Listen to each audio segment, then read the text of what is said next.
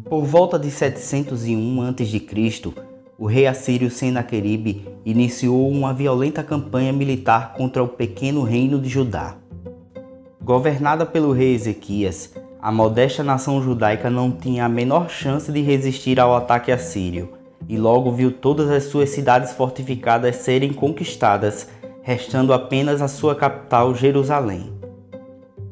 Com a cidade real completamente cercada, a aniquilação de Judá era apenas uma questão de tempo.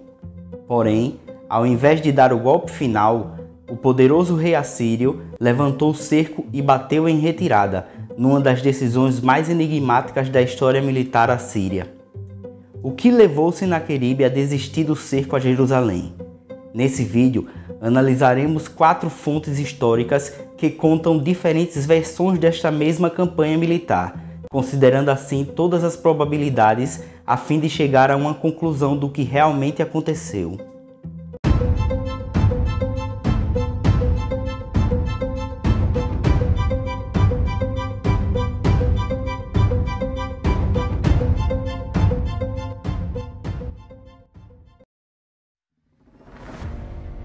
Em algum momento, entre o final do século VII e início do século VI a.C., o Império Assírio já havia expandido seu domínio por quase todo o Crescente Fértil, transformando os reinos vizinhos em vassalos e cobrando-lhes altos impostos.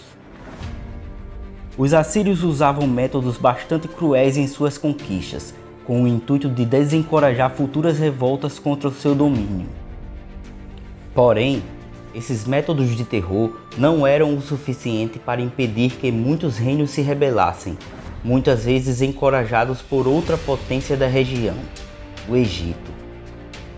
Longe da glória e do esplendor das antigas dinastias faraônicas, os egípcios estavam em franca decadência, governados agora pela 25ª dinastia, que era constituída por governantes de origem núbia, que haviam conquistado o país há pouco tempo.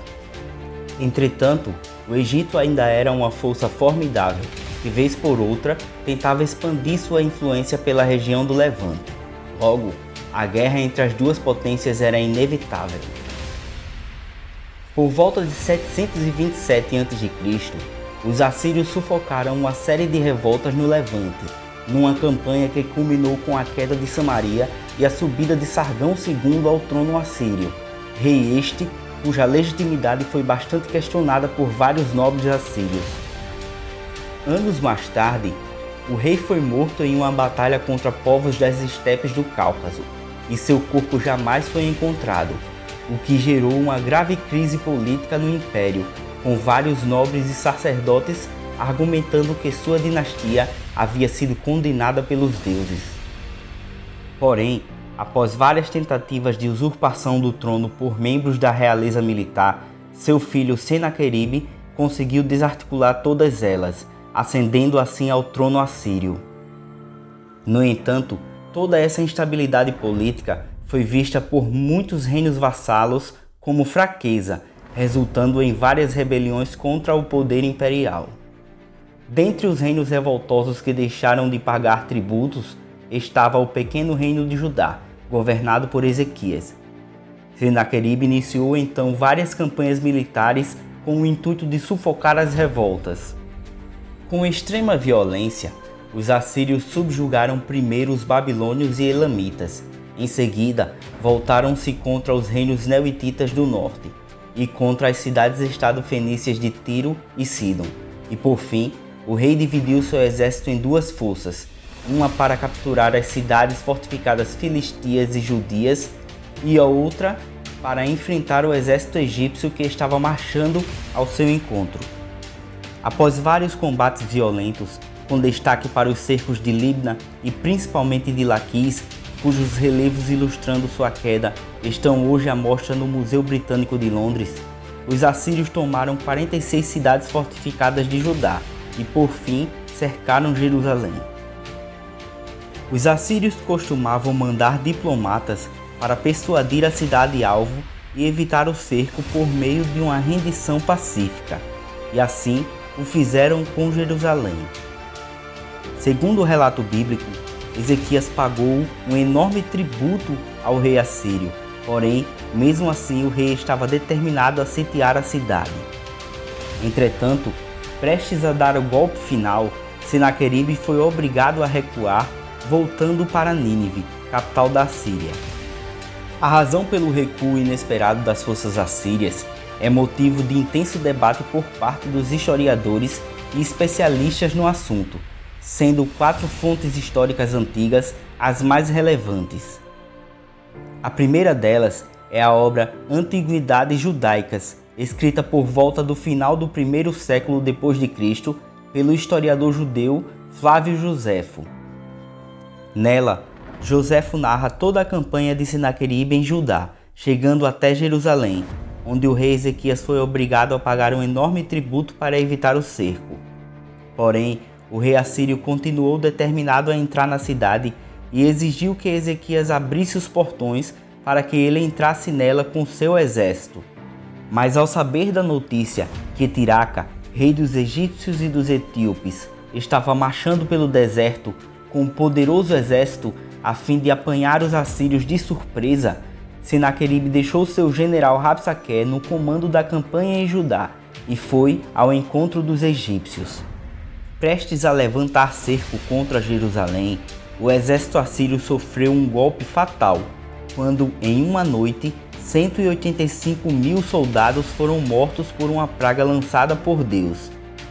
Senaqueribe, ao voltar de uma batalha com um resultado desfavorável, ficou com medo de perder o restante de suas tropas e recuou para Nínive, sua capital.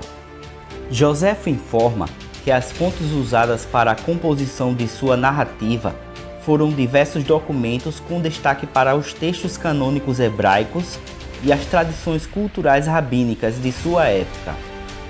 Destaca também a obra do antigo historiador babilônico Beroso, que viveu durante o século III a.C., no qual nenhuma versão do seu registro chegou até o nosso tempo. Com o próprio Joséfo vivendo mais de 700 anos após o ocorrido, fica difícil atestar a veracidade de seu relato, com uma grande probabilidade de ter sido muito influenciado pelos contos rabínicos e pela própria cultura helenística da época. A outra fonte histórica de origem judaica são os livros bíblicos de 2 Reis, 2 Crônicas e Isaías, cujo relato se assemelha muito à obra de Joséfo, porém com uma maior riqueza de detalhes. O relato bíblico menciona que, ao saber do avanço assírio, o rei Ezequias empreendeu grandes reformas em Jerusalém, interrompendo todas as fontes de água que se encontravam fora da cidade, além de reformar e fortificar suas muralhas. Ezequias também pagou um elevado tributo de 300 talentos de prata e 30 talentos de ouro, junto com todo o ouro que revestia os portões e as colunas do templo de Yahvé. Determinado a entrar na cidade, Senaqueribe enviou seu general Rabsaqué com uma dura mensagem buscando espalhar terror entre o povo de Jerusalém. Diante dos muros da cidade, Rabsaqué perguntou em quem Ezequias confiava tanto para se rebelar contra a Síria, e se a confiança era no Egito, então estavam confiando em uma cana esmagada. Mas se a confiança era em Yahvé, isso era inútil, pois o próprio Yahvé havia mandado os assírios destruírem Jerusalém. Ao se dirigir ao povo da cidade, Rabsaqué disse-lhes para não deixarem Ezequias os enganar, e que caso se rendessem, o rei assírio seria benevolente, deixando que cada um comesse de sua própria figueira e bebesse de sua própria cisterna. Promessa essa que certamente não seria honrada. Desesperado, Ezequias recorreu então ao seu Deus Yahvé, para que livrasse Jerusalém das mãos dos assírios. Ouvindo o apelo do rei, Deus enviou então um anjo que em uma só noite abateu 185.000 assírios. Diante da enorme baixa, Senaqueribe não viu opção a não ser recuar para Nínive, onde foi assassinado por seus próprios filhos, enquanto adorava seu deus Nisroch. A versão mais antiga dos escritos bíblicos citados está entre os manuscritos do Mar Morto, que datam de aproximadamente 150 a 125 a.C. Porém, é consenso entre a maioria dos historiadores que o relato bíblico tenha sido escrito por volta dos séculos 5 e 6 a.C., no período entre o cativeiro da Babilônia e o domínio persa. É importante notar o aspecto extremamente religioso do relato bíblico, que parece ter uma clara intenção de promover o culto a Yahvé, além de atribuir uma explicação milagrosa para o inesperado recuo das forças assírias. Dado o contexto em que estavam inseridos os escritores do relato bíblico, em meio ao exílio na Babilônia, para alguns historiadores, o desfecho da campanha assíria pode ter servido de estímulo para encorajar a adoração exclusiva a Yahvé. O relato deixa assim claro a visão que os judeus da época e posteriormente depois tinham para explicar a desistência dos assírios em sitiar Jerusalém. A próxima fonte que vamos analisar não trata necessariamente da campanha de Senaqueribe contra Judá, mas de toda a expedição militar assíria naquela região. Trata-se da obra Histórias, escrita pelo historiador grego Heródoto entre os anos de 450 e 430 a.C. Heródoto provavelmente usou fontes egípcias para compor seu relato, uma vez que os sacerdotes egípcios eram vistos como os guardiões da memória acerca daquela sociedade. Por isso, em Histórias, vemos a visão egípcia sobre o desfecho da terceira campanha militar de Senaqueribe. A obra conta que, após conquistar as cidades do Levante, o grande exército de Senaqueribe marchou em direção ao Egito, onde enfrentou perto do Sinai os exércitos egípcio e etíope, comandados pelo faraó Tiraca, numa batalha que terminou sem vitória de nenhuma das partes. Porém, diante da iminente invasão do Egito, o exército de Senaqueribe foi atingido por uma praga de ratos que roeram todas as cordas dos arcos, entre outros utensílios das tropas assírias, o que fez os inimigos baterem em retirada, encerrando sua campanha militar na região do Levante. O entendimento que os gregos possuíam sobre as sociedades do Oriente era bastante parcial, distorcido e repleto de uma visão mística permeada de mistérios. Fato este que não pode ser desconsiderado, embora Heródoto tenha sido um dos autores mais seletivos em suas obras. Entretanto, o relato grego nos mostra que não eram só os judeus que atribuíam o final da campanha de Senaqueribe no Levante a um evento inesperado e fora do comum.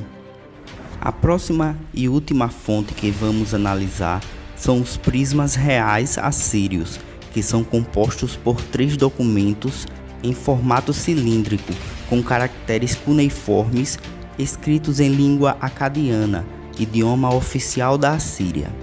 São eles o Cilindro de Hassan, que está em exposição no Museu de Jerusalém, em Israel, o Prisma de Taylor, que encontra-se em exposição no Museu Britânico de Londres, e o Prisma do Instituto Oriental, que atualmente se encontra no Laboratório de Antiguidades da Universidade de Chicago, nos Estados Unidos.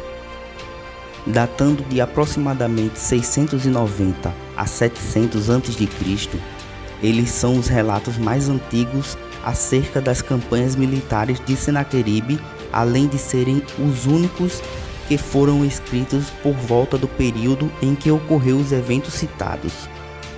O relato assírio nos conta que, após tomar 46 cidades fortificadas de Judá, Senaqueribe as dividiu entre 3 de seus reis vassalos, o rei de Asdod, o rei de Ecrom e o rei de Gaza. Conta ainda que os assírios levaram cerca de 200.000 pessoas cativas, além de incontáveis animais, e ao se ver cercado em Jerusalém, Ezequias contratou tropas mercenárias para auxiliar na defesa da cidade, mas essas o abandonaram. O relato segue dizendo que Senaqueribe trancou Ezequias em Jerusalém como um pássaro enjaulado e lhe impôs o mesmo tributo que era cobrado antes. O acuado rei de Judá ainda teve que pagar uma elevada quantia de 300 talentos de ouro e 800 talentos de prata, valor maior que o citado no relato bíblico, além de muitos utensílios valiosos. O relato diz inclusive que Ezequias cedeu suas próprias filhas, seus servos e suas servas para que o rei assírio por fim aceitasse sua servidão. Diferente das demais fontes históricas, os escritos assírios narram uma triunfante vitória dos assírios sobre os egípcios e etíopes, além de ser o único que não relata nenhum contratempo no final da terceira campanha militar de Senaqueribe. É importante notar que, mesmo sendo a mais antiga das fontes, isso não faz do relato assírio o mais verossímil sobre o assunto, uma vez que foi escrito num contexto em que o objetivo principal era fazer propaganda acerca dos grandes feitos militares do rei assírio. Por isso, o relato assírio pode estar muito sujeito a grandes distorções dos fatos ocorridos, a fim de exaltar os grandes feitos como a conquista de Laquis e omitir os fracassos, como o cerco de Jerusalém.